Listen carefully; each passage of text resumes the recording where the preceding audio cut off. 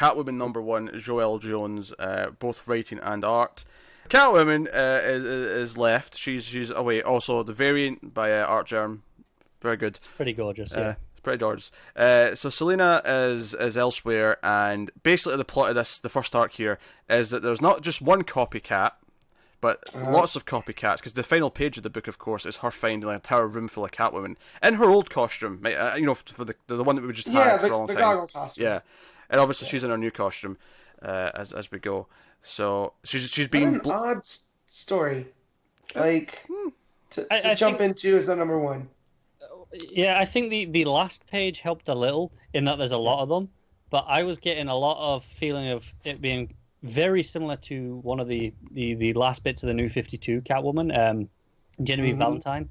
It was a great run. It was her as she was the crime boss, but there was a copycat Catwoman there as well, and that was pretty recent. That was the last time we had a Catwoman book. Yeah. So it felt a little weird to open this with, we're doing copycats. Yeah, I never read that, so this was it's very good. Completely new to me. So, but obviously the art is gorgeous. Joëlle Jones is very good. Yeah, art looks really good. It's the high point of the book. Yeah, I don't know. What? I think it gets better as it goes on, but I think the first that first panel, I think Catwoman looks a bit rough. I think it's just the inks are too heavy. They're a bit heavier than usual, and I think it doesn't work there. And the second page as well, like there's a few things as well. It gets into it as it goes on, though. I actually have a problem with the opening of the book, but I just want to say one of my favourite panels in the book is actually when she comes out of the casino before she's arrested.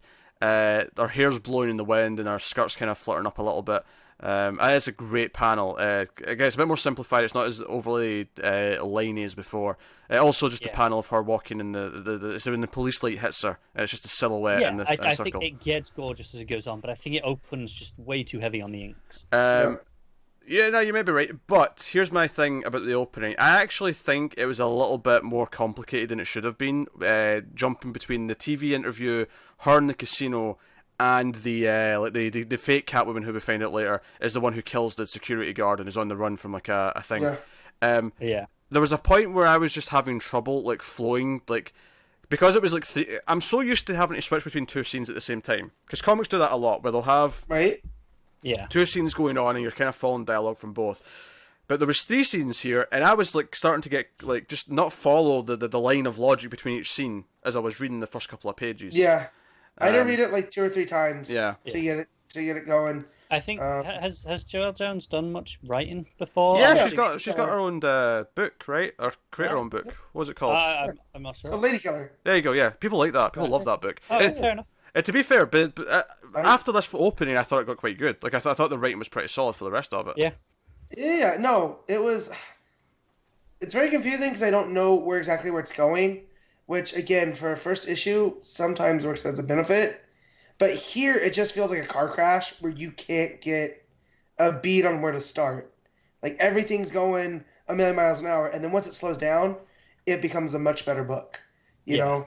So, and it's almost from that panel. Are definitely the worst, aren't they? Yeah. Almost from that panel Pete was talking about, where she comes out, and it's she takes a breath, and then the book takes a breath. Yeah, because that's where it slows down, and she actually just reacts to things, and okay, what's happening here? And so it's much more in line with where we are as an audience at that point. I think it's worth noting the book. In terms of visually, it's a bit cleaner from that point on.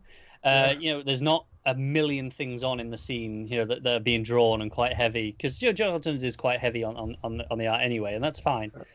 There are a couple of times later in the book, in the storage, shop, it looks a bit cluttered, and I feel like that's how I feel about the early parts of this book.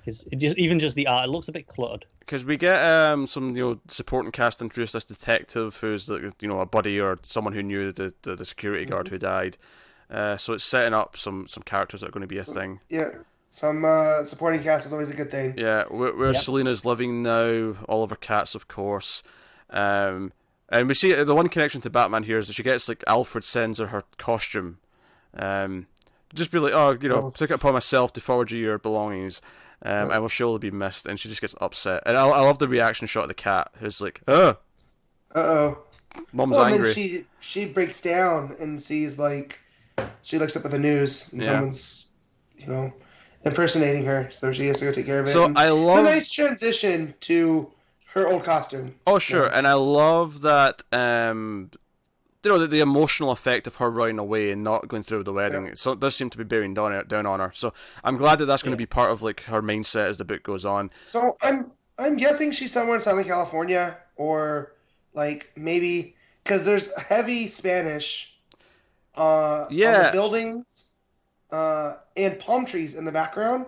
So she's either in like Florida or California, I'd have to guess. In A fact, lot of casinos as well, right? actually it's California because on the full page spread of her in her new suit, behind it says Cali Exchange.